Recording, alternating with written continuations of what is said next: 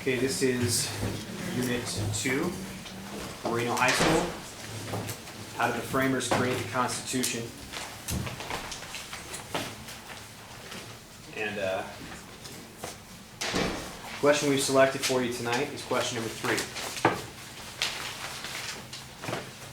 How does the Constitution balance state powers with powers granted to the national government? How does the Constitution limit each set of powers? What issues did the Philadelphia Convention leave unaddressed, and what have been the consequences of the failure to address them? You may begin. Political scientist Herbert Crawley recognized that the Constitution crafted in Philadelphia was not comprehensive, but established an important relationship between the federal government and the states when he said, "The combination of federalism and republicanism, which form the substance of the system, did not constitute a progressive and formative political principle, but it pointed in the direction of a constructive formula." The Constitution balances state powers with powers granted to the national government by enumerating the national government's powers and leaving residual powers to the states. Article 1, Section 8 outlines Congress's authority to lay and collect taxes, regulate commerce among the states, and raise and support armies. And Article 1, Section 8, Clause 18 gives Congress powers necessary and proper to carry out its enumerated power. Article 6, Clause 2 makes the federal law supreme and limits state power by declaring federal action the supreme law of the land. In Article 1, Section 9, states retain their right to decide the time, place, and manner of elections. Article 1, Section 4 protects small states' power by guaranteeing them equal suffrage in the Senate. And Article 5 gives states the power to amend the Constitution by allowing them to propose a national convention and ratify possible amendments. Because Anti-Federalists felt power tilted to the national government, the Bill of Rights was added, in which states retained residual and concurrent powers in the 10th Amendment.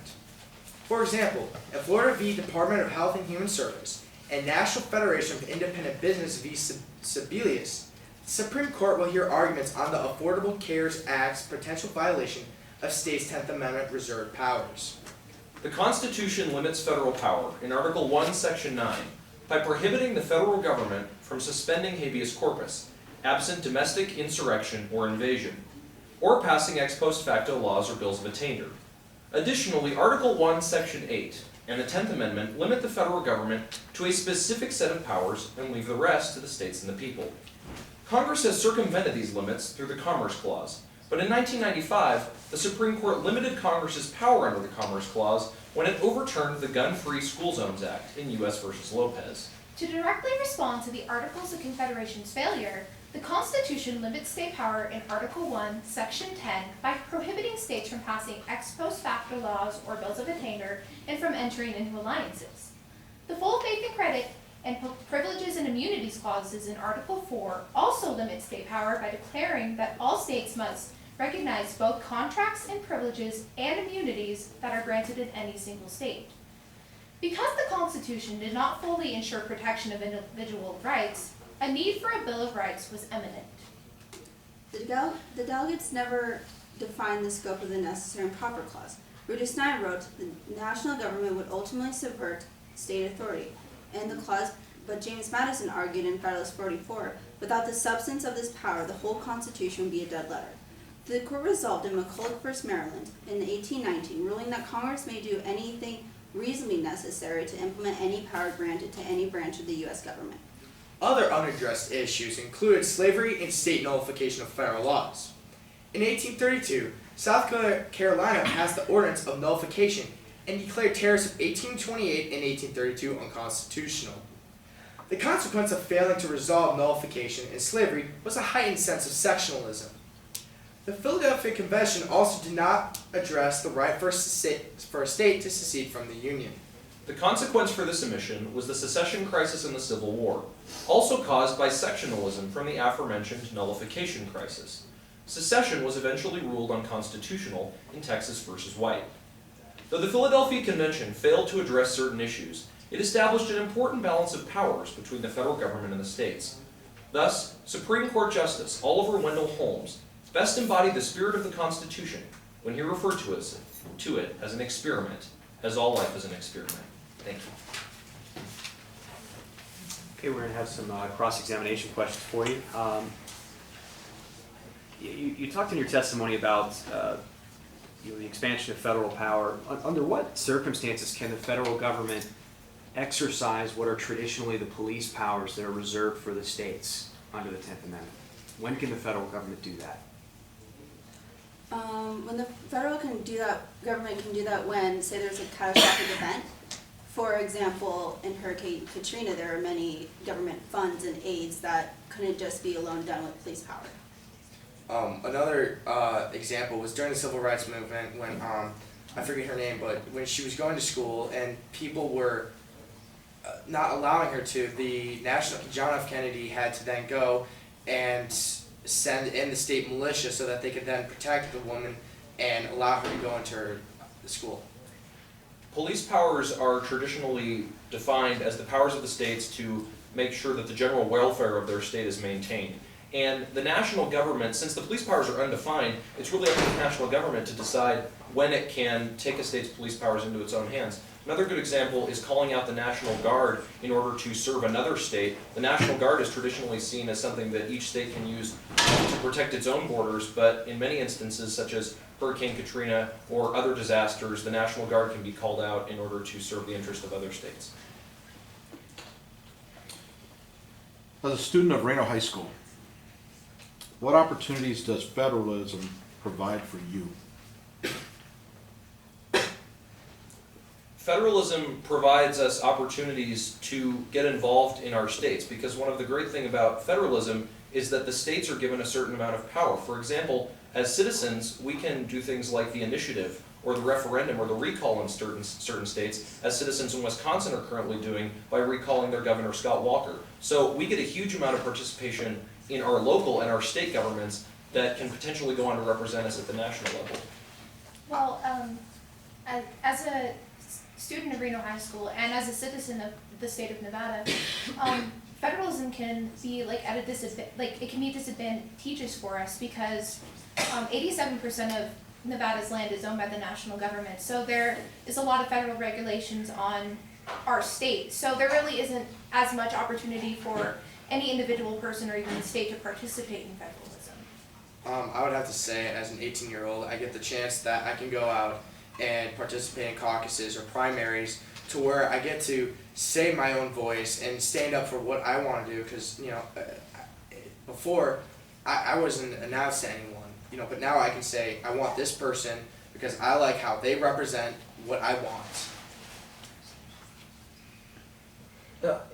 In your presentation, you talked about the Commerce Clause is in a nutshell, is enable Congress to, in essence, circumvent the 10th Amendment. Is that still occurring? Because you cited a court case in which the court tried to rein that in, but does it still exist?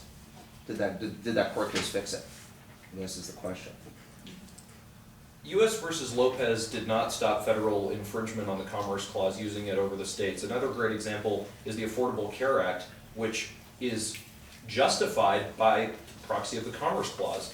Another example of the federal government doing this is its attempt to regulate marijuana and declare marijuana illegal because it's a regulation of interstate commerce. But states like California have tried to buck this and say, no, that's a 10th Amendment power and we should be allowed to have our citizens get it for medical reasons.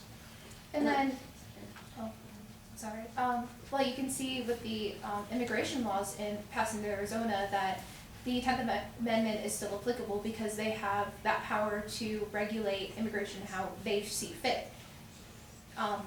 So that's why U.S. versus Lopez did not circumvent the 10th Amendment. Another example would be gay marriage, how in California gay marriage is allowed, but it's not necessarily a federal law.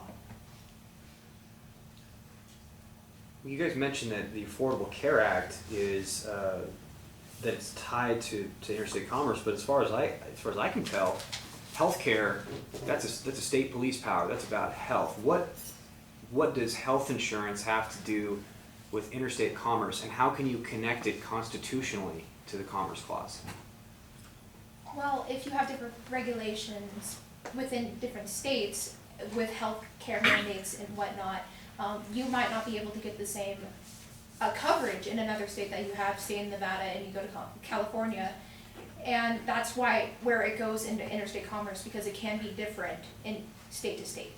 the distinction, constitutionally, in Article 1, Section 8, Congress has the power to regulate interstate commerce, which we interpret to mean any sort of business activities that go across state lines. What the Obama administration is justifying the Affordable Care Act with is that many of these insurance companies are not just based in a single state. In other words, they cover people in all of the different states. So if I go to travel to California and I get hurt, I'm still covered by my health insurance, which means that the federal government then can step in and say that you need to have that health insurance because it goes across state lines. The main crux of the case boils down to one fundamental thing, and I want your opinion on that. The federal government is mandating that citizens buy a commodity. Is that basically, is the federal government going too far? Is that in your mind constitutional or not? The federal government also mandates, car insurance. So I don't see why it doesn't help. We're trying to help people. It doesn't seem like it's applying to like people trying to. It's not like we're telling them to go jump off a bridge or anything.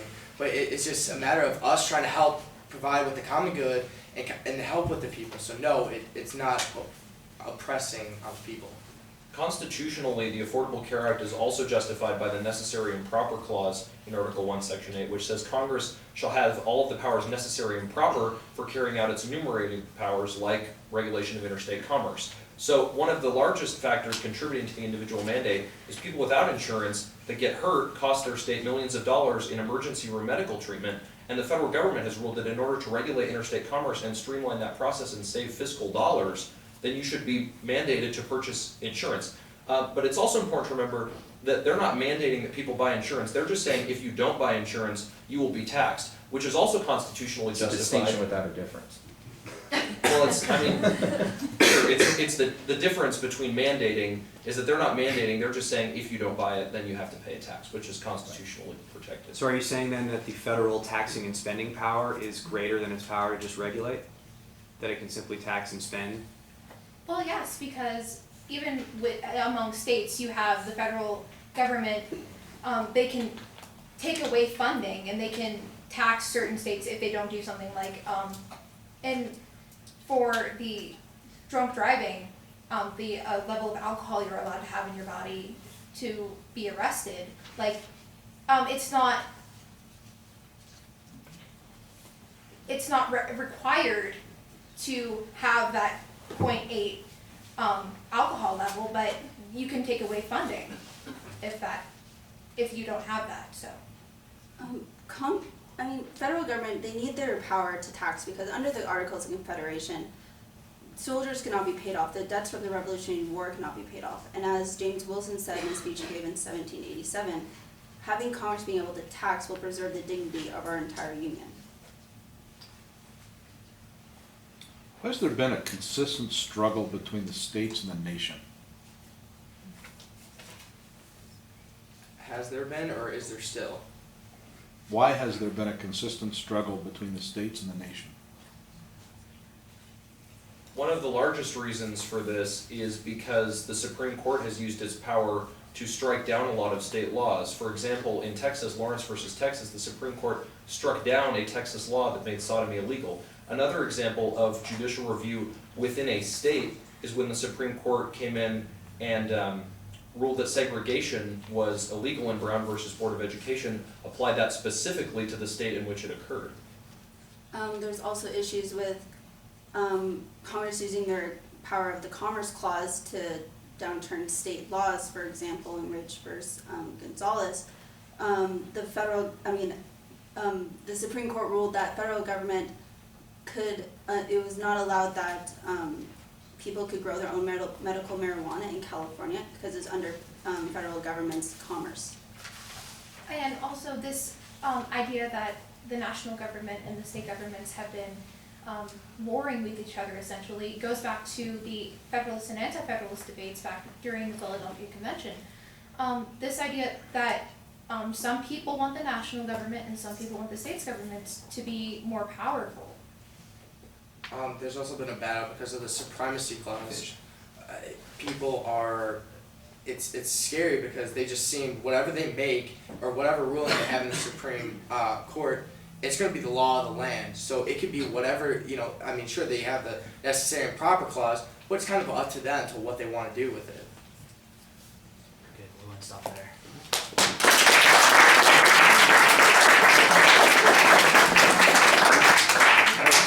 Andy? First off, that was excellent. That was really, really good. I'm a Unit 2 and a Unit 1 guy. Unit 2 is always my preference. So I kind of got a soft spot in my heart for it, so to speak. But that was really, really good. I actually learned quite a few things with respect to some of the court cases. I guess what I'm going to do is get to, because this is, you know what, 3 days. You're gonna be in going to battle. So it does me no good to tell you how great everything was. A couple of things that I would suggest. One is Adam, you made a reference that the feds mandate car insurance. They don't. Yeah. That's reserved to the states. And only if you own a car. Yeah. If you choose to exercise your ability to drive a car. You know, or own a car or whatever. The issue of the, just for lack of a better term, Obamacare, because that's the nice, you know, little colloquialism for it. You either hate it or you like it. And I, for one, hate it. I think it's an absolute violation of the Constitution. I think it's a complete, to use the Commerce Clause to mandate that you buy a commodity, I think is just, it's ridiculous. I will tell you though, Nathaniel, you were able to justify why they can do it. You really could. And, you know, the key is I don't have to agree with you, but I gotta respect your position, especially when your position is rooted in logic, reasoning, and quite frankly, it's rooted in law, in my opinion. And that's what it's going to boil down to. I mean, it just will. So I would say kudos to that. You know, don't be afraid to take a position, and you guys aren't. You know, there was one other, Sarah, you mentioned with respect to federal funding. You know, I guess if I could just suggest one thing, just say unfunded mandates. No trouble behind. I took a course at Judicial College for administrative law judges on federal licensing, and judges from all over the state, or all over the country were there, and there was a resounding message from us to the feds that were teaching the course. It's, you guys mandate, but you don't provide anything, you just take it away if we don't do it. And so I would, you hit the nail on the head if it's just a little suggestion, just use the term unfunded mandates. I'm nitpicking here, as you can tell. I tell you what, I like your chances on Saturday. I haven't seen anybody else, but that was really good. That was really, really good. So, good work. I would echo the same thing. However, my first question I asked you, what opportunities does federalism provide for you right now as a student? Adam kind of got there, but I think Nathan and Nathaniel and sorry, you gave me an answer, but it was a generality kind of answer. I was looking for you. What did you think that it provided you with an opportunity? Or you could have said it doesn't, and then defend that. So I was looking for you to step up and say, this is what I'm all about with it, and I'm not sure you got there. And so I would look at that, but I think the rest of it, you guys are there. Be a little more confident, but for some reason you were quiet tonight that I haven't seen, that surprised me a little bit, but great job. Good work. I'm going to echo everything that my fellow judges said. I think that, you know, one thing about this competition and just, you know, legal, political stuff in general is lawyers, judges, we like buzzwords. We like particular, that's why we have, you know, constitutional law, there are tests for everything, there are rules. And one of the things in terms of the commerce, you guys hit on all the concepts of the commerce power. one of the things that I want you guys to be able to take from US v. Lopez, because Lopez established the standard for how the Commerce Clause, remember we talked about this on Sunday, is that there are 3 different ways that you can attach something, that you can attach a police power that is ordinarily reserved for the states under the 10th Amendment. Because the federal government has no general police power. It cannot generally just regulate education, health, welfare, safety, morals. It's limited to what is enumerated. And in order to actually use the Commerce Clause, or to do those police powers, it has to use the Commerce Clause. It has to attach it to that power. And it can do that in 3 ways. Number 1, regulate the channels of interstate commerce, meaning pathways, roadways, air, etc. It can regulate the instrumentalities. It can regulate vehicles. It can regulate ships. It can regulate buses. And the third, and this is the catch-all, those things that have a, quote, substantial impact on interstate commerce. And that substantial impact standard is where you are going to get your answer to Andy's question as to, is the Affordable Care Act constitutional? Now, I'm actually going to disagree with Andy. I actually am not in the love it or hate it, because there are a lot of different nuances in there. Personally, think That there is should true. have There are been actually a a couple public good option. things That would about have been a much better thing. But the Affordable Care Act, the constitutional justification that has been advanced in all of those court cases, throughout the country, has been the substantial impact. And one of the cases that's constantly cited, and Unit 6 might be able to drop in on this, is Wickard v. Filburn. The case of Wickard v. Filburn was a New Deal era decision, 1942. And this is, when all of a sudden, all of these government federal programs were constitutional, is that a farmer decided that he wanted to grow some wheat, but there was a federal quota on the amount that he could grow, because one of the reasons that we had a Great Depression was because we had excess supply, so people were growing too much. He violated this quota by growing some extra for himself, and he wasn't even going to put it on the market.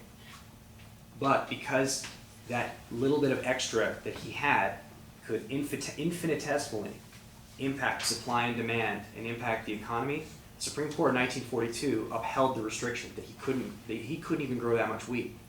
Wickard v. Filburn has never been overturned. It sounds absolutely absurd today. If I wanted to, grow as much wheat as I wanted to as a farmer, it makes no sense. But you have to remember that the limits of Congress's power under the Constitution aren't always the same limits as what makes good policy, which you agree with or disagree with. Okay? You always have to remember that. But you have to, when you're talking about commerce, I can guarantee you that, well, I can't guarantee you, but Incline, Gorman, those other schools are not going to be able to pull substantial impact channels, instrumentalities inside US v. Lopez. If you're able to do that, you're going to own this question. Because those other judges, most of whom will be familiar with US v. Lopez, that'll stick in their minds. So make sure that you use that phrasing, the substantial impact, instrumentalities, channels. If you use that, then you're good. Okay, as for the good stuff, I thought you guys did a great job of just generally attacking our questions, even when they kind of came out of left field.